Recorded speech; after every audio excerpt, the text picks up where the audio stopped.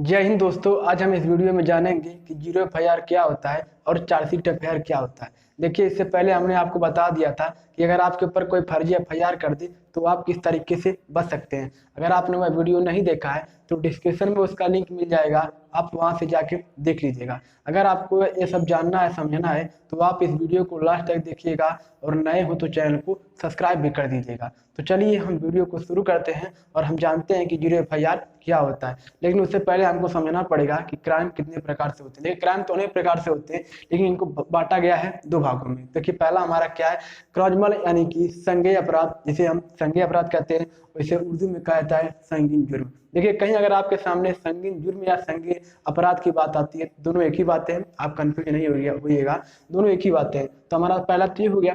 दूसरा हमारा क्या है, नॉन क्रॉजमल यानी कि जिसे हम हिंदी में कहते हैं असंज्ञेय अपराध। तो पहले हम समझते हैं कि असंज्ञेय अपराध क्या होता है। देखिए, असंज्ञेय अपराध जो होता है छोटा मोटा अपराध होता है, मतलब इसे कई खतरनाक क्राइम नहीं होता है। छोटा मोटा अपराध, जैसे मान लीजिए आपका मोबाइल खो गया, आप पुलिस स्टेशन में गए, आपने कहा कि सर हमारा रिपोर्ट लिख दीजिए। तो भाई मोबाइल मिल जाए तो बढ़िया है, और नहीं मिले तो उतना इम्पोर्टेंट नहीं है कि आप भाई जान दे देंगे या फिर ऐसे कोई काम कर देंगे।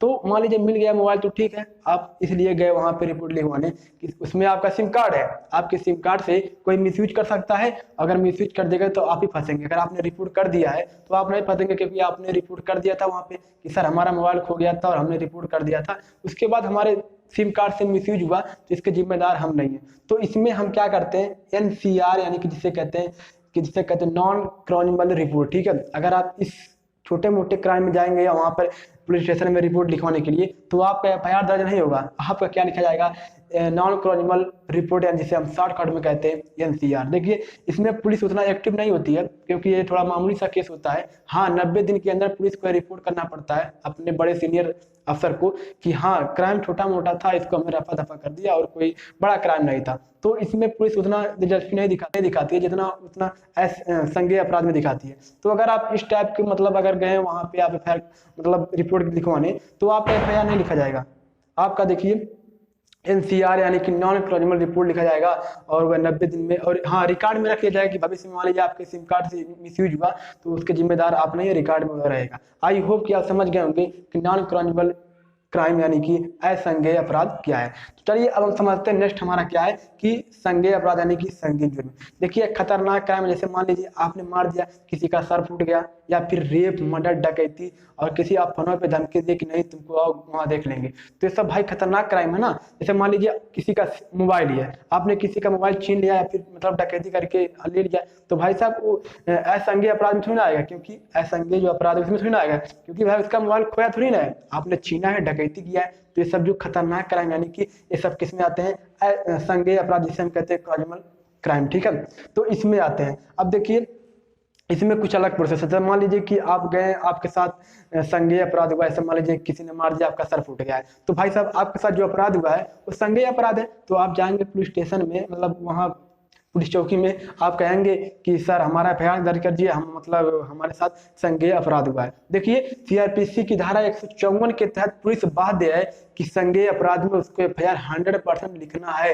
अगर वह नहीं लिखेगी तो जान लीजिए कि पुलिस खुद एक क्राइम कर रही है और उसके खिलाफ आप कार्रवाई करवा सकते हैं कोर्ट में जाकर। उसका मैंने वीडियो बना दिया है, आप नहीं देखे तो डिस्क्रिप्शन में उसका लिंक मिल जाएगा, आप वहां से जाके देख लीजिए। तो मतलब पुलिस बाध्य है कि आपका एफआईआर लिखेगी सीआरपीसी की धारा 154 के तहत, अगर आपके साथ संगीन जुर्म यानी कि कह सकते हो संज्ञेय अपराध हुआ है। तो मान लीजिए आप गए थाने में एफआईआर दर्ज कराने और आपके साथ संज्ञेय अपराध हुआ है, तो पुलिस सीआरपीसी की धारा 154 के तहत आपका जो एफआईआर है वो 100% लिखेगी। तो इसमें देखिए आपका फर्स्ट इंफॉर्मेशन रिपोर्ट, जिसे हम शॉर्टकट में कहते हैं एफआईआर। अगर देखिए जो संज्ञेय जुर्म यानी कि संज्ञेय अपराध में आपका जो रिपोर्ट लिखाता है एफआईआर यानी कि फर्स्ट इंफॉर्मेशन रिपोर्ट, लेकिन जो आपका असंज्ञेय मतलब जो क्राइम अपराध है उसमें जो आपका रिपोर्ट लिखाता है उसे कहते हैं नॉन क्रिमिनल रिपोर्ट, यानी कि जिसे हम शॉर्टकट में कहते हैं एनसीआर। ठीक है, अब समझ गए होंगे कि जो अगर मैं छोटा मोटा आपका क्राइम है, मतलब क्राइम किए हैं या आपके खिलाफ या आप ही के ऊपर कोई क्राइम हुआ छोटा मोटा,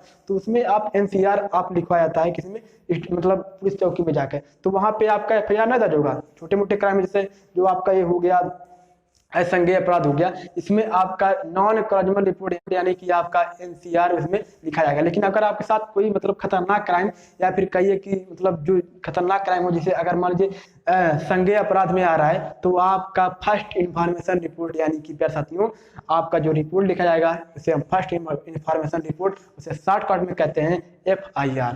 आई होप कि आप समझ गए होंगे कि संज्ञेय अपराध क्या होता है और असंज्ञेय अपराध क्या होता है। तो अब हम समझते हैं कि जीरो एफआईआर क्या होता है। मेन पॉइंट हमारा क्या है कि जीरो एफआईआर क्या होता है।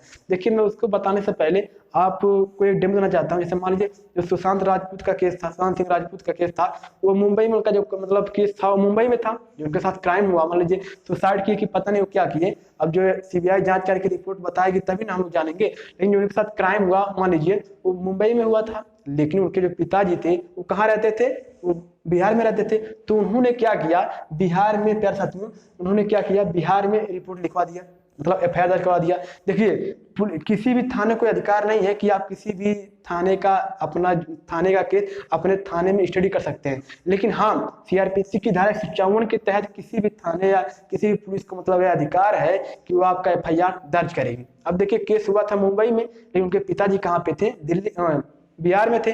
तो क्या किया उन्होंने, यहाँ पे एफआईआर दर्ज करवा दिया, कहाँ पे, बिहार में। तो देखिए, अगर आप जिस थाने में आपका केस मतलब जिस थाने में आपके साथ क्राइम हुआ है, अगर उस थाने से हटकर आप किसी भी अन्य थाने में चले जाएंगे अपना रिपोर्ट लिखवाने के लिए, तो वहां पे आपको जीरो एफआईआर लिखा जाएगा। देखिए, हर कहीं भी आप एफआईआर लिखवाएंगे, अगर मान लीजिए अपने थाने के अंदर एफआईआर लिखवा रहे हैं आप, तो आपको एफआईआर एक नंबर दिया जाएगा। जैसे मान लीजिए 164/2020।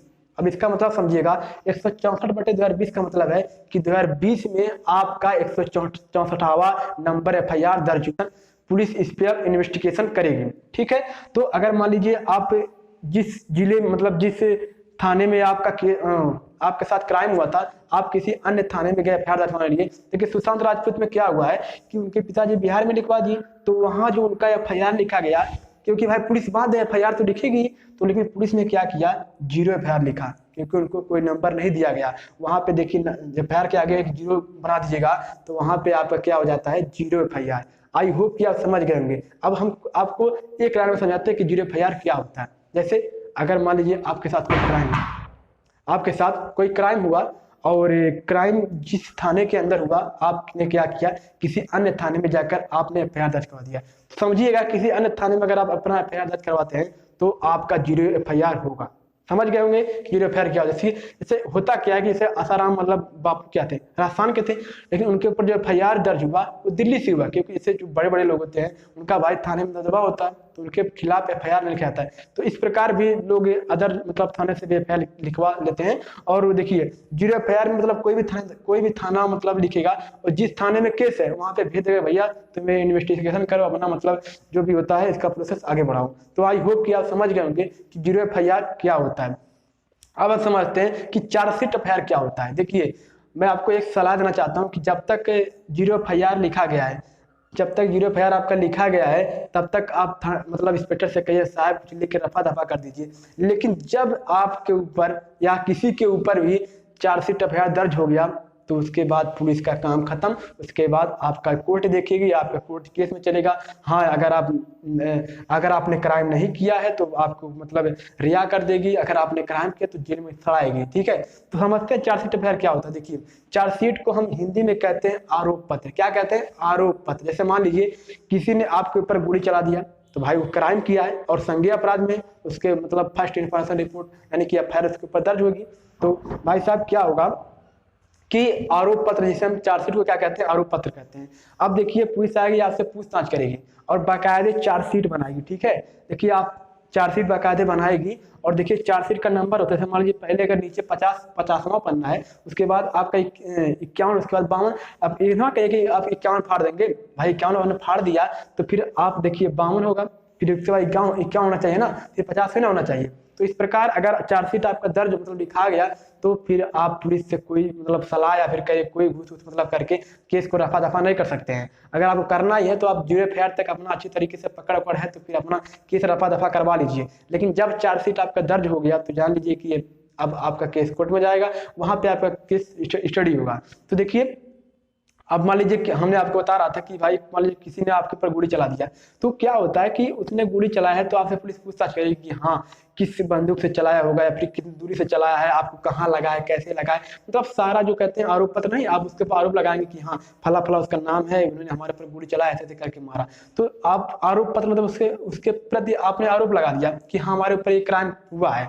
तो अब अगर चार्जशीट FIR दर्ज हो गया तो जान लीजिए कि अब उसको क्या कहते हैं, पुलिस से कोई घूस करके वो मतलब अपना मामला सेटलमेंट नहीं कर सकता है। अब जाएगा कोर्ट में, और देखिए कोर्ट अगर खतरनाक मतलब बहुत खतरनाक क्राइम है, जैसे मान लीजिए आसाराम बापू थे, उनको क्यों बेल नहीं मिली, मतलब क्यों रिहा नहीं हुए, क्योंकि भाई खतरनाक क्राइम में जज भी जानता है कि भाई अगर इसको हम रिहा कर दिए मतलब बाहर चला गया तो भाई और क्राइम फैला सकता है। तो अगर मान लीजिए कोई मामले सा क्राइम आपने किया है, फिर कोई किसी ने भी किया है, तो मतलब बेल मिल जाता है, छोटी मोटी बातें हैं। लेकिन अगर खतरनाक क्राइम किए तो आपको या किसी को भी बेल नहीं मिलेगी। तो आई होप कि आप समझ गए होंगे चार्जशीट FIR क्या होता है। अब देखिए समझते दोनों में अंतर क्या होता है। देखिए दोनों में बस एक अंतर है, वो मोटा मोटा समझिएगा। जैसे अगर आपके थाने के अंदर जो क्राइम हुआ है, अगर आप कहीं बाहर लिखवाते हैं तो आपका 0 FIR लिखा जाएगा। लेकिन अगर थाने के अंदर जिस थाने में मतलब आप थे और जिस थाने में आपके साथ क्राइम हुआ है, अगर उसी थाने में आपको आप FIR दर्ज करवाएंगे तो आपको बाकायदे एक FIR नंबर मिलेगा। मैंने आपको समझाया है कि जैसे मान लीजिए 155/2019, तो 155/2019 का मतलब है कि 2019 में आपका 155 नंबर जो FIR नंबर है, FIR नंबर आपका कितना 155 है, और इसी से पुलिस क्या करेगी, आगे आपका कार्रवाई करेगी। तो एक छोटा सा अंतर है। आई होप कि आप समझ गए होंगे कि 0 FIR क्या होता है और चार्जशीट FIR क्या होता है। तो अच्छी तरीके से आप समझ गए होंगे। चलिए अब हम मिलते हैं अपने नेक्स्ट वीडियो में। जय हिंद, जय Bharat, take care, good bye.